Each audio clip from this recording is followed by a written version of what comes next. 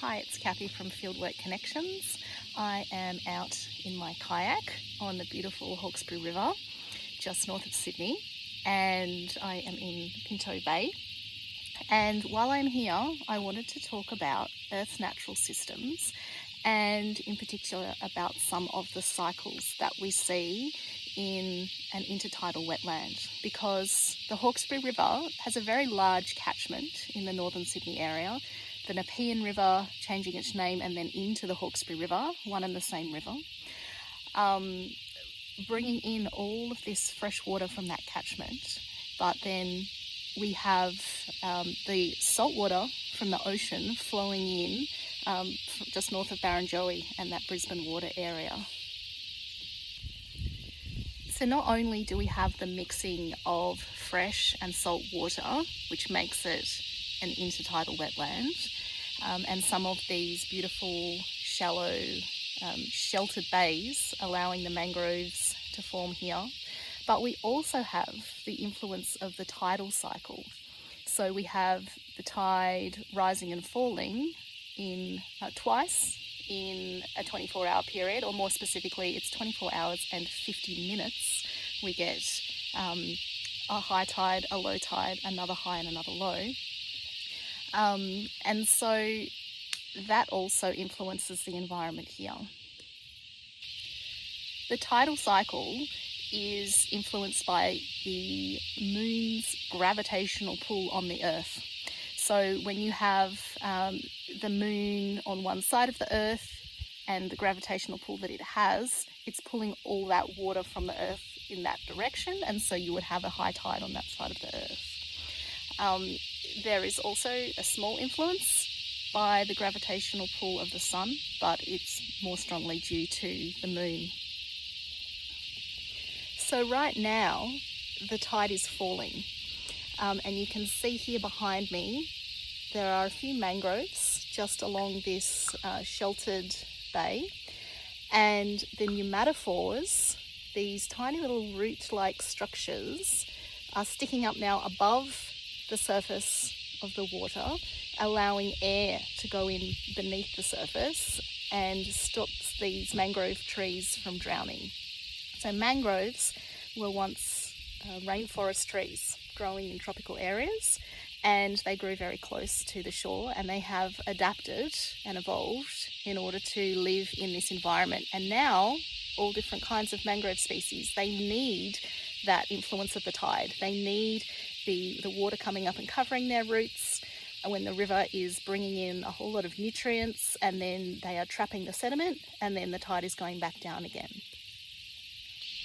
With fieldwork in an intertidal wetland, you can test for the salt levels in the water, because if the salt level is really low, it is likely that there is a lot of rainfall, fresh water coming down the catchment, and if the salinity level is closer to 35 to 40 grams of salt per kilogram, we know that we have a lot of ocean water coming in.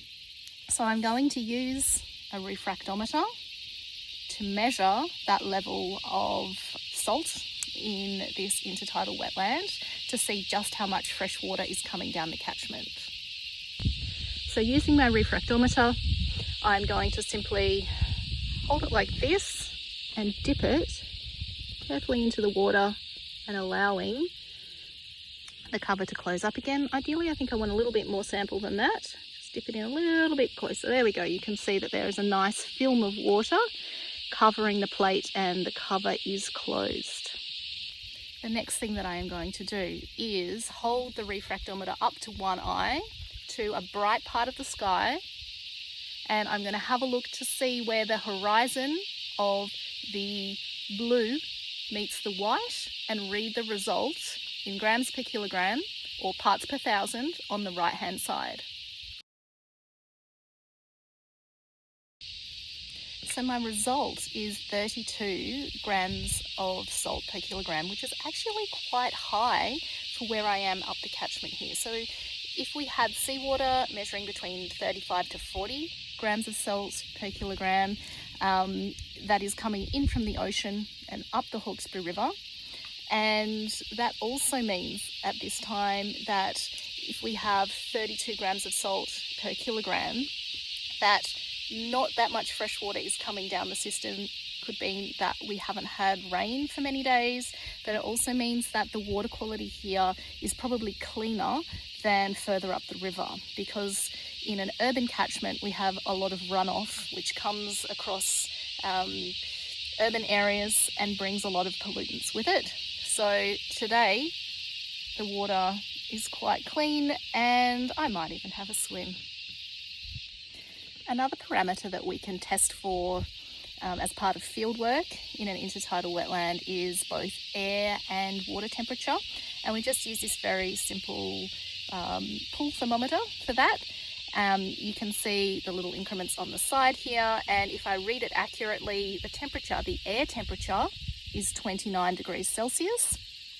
And it's important to read the air temperature first before we do the water temperature, because if we start with a wet bulb when we are measuring the air temperature, evaporative cooling is going to change the actual air temperature reading that we are taking. So then I've measured the air temperature. Now I'm going to allow it to submerge in the water. I will allow it to stabilize, and then I will read the water temperature results. The water temperature is measuring 26 degrees, and it is important that you take that measurement with the bulb of the thermometer still sitting in the water, because if we take it out of the water to read, it's going to be changing. So important to keep it in the water while you are measuring that result and recording it on your data sheet. Organisms in this ecosystem have to be very resilient, because if a lot of the time they are being submerged and then exposed to the air, plus the fluctuating salt levels in the water, these organisms have to know how to deal with that. And a lot of them have very specific adaptations to be able to do that, and they can thrive in these environments. The mangrove trees have the pneumatophores as part of an adaptation, allowing there to be air around their root system even when the tide is high. They also have salt glands in the leaves that allow the salt water to be sucked up and drawn up through the plant and then expelled through the leaves.